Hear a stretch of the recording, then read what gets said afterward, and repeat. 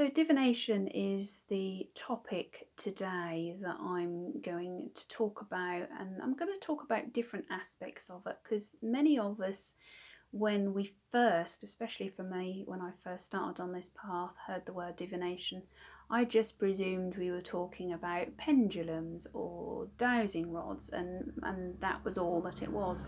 But there's many different options and theories of choices that we can use for divination. It's something that you can use if you're a little bit unsure of the path that you might be on or the direction that you might be going in. Or maybe there's a new direction, there's a new journey starting, and you just want a little bit more advice and guidance on the way you're moving forward. Well, there's a few different ways that you can do this. They're practical ways that you can work with them on yourself, or you can actually go and see somebody and have a reading using the different tools that I'm going to mention now. I mean, obviously, pendulums is the biggest one that most of us know about. And again, it's connecting with that pendulum and finding out what you need. Dowsing rods is the next one I mentioned, and again, you can use them in the same way. But some other aspects that might help you is to go and have a reading with runes, or maybe go and have a reading with tarot cards or even oracle cards, because these are all ways of using divination so that it can give you answers.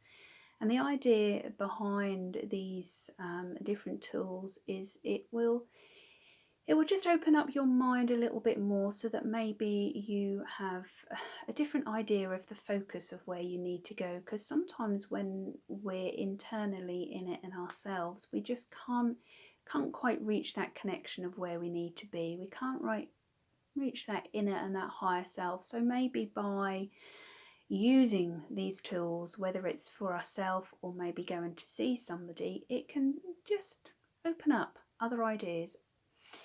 Tea leaf reading is another one.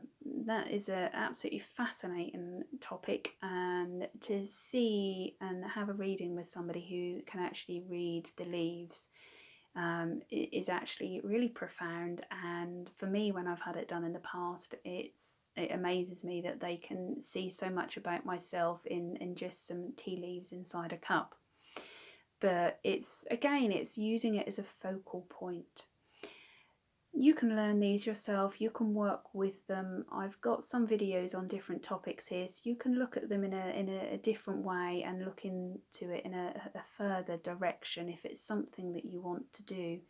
But the one thing that you do want to be aware of is when you're working with divination is if you are asking a question, it just wants to be one question, one clear focus, rather than muddling the tool that you might be using. Because if you're using a pendulum and you ask it too complicated a question, it maybe won't be able to give you an answer. So then you just need to simplify the question that you're asking.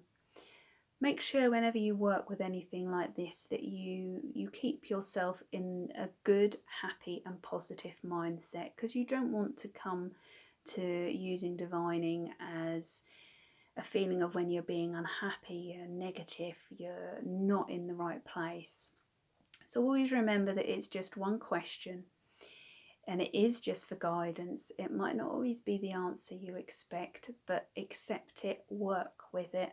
And again, it's another aspect that you can use to connect with your inner self.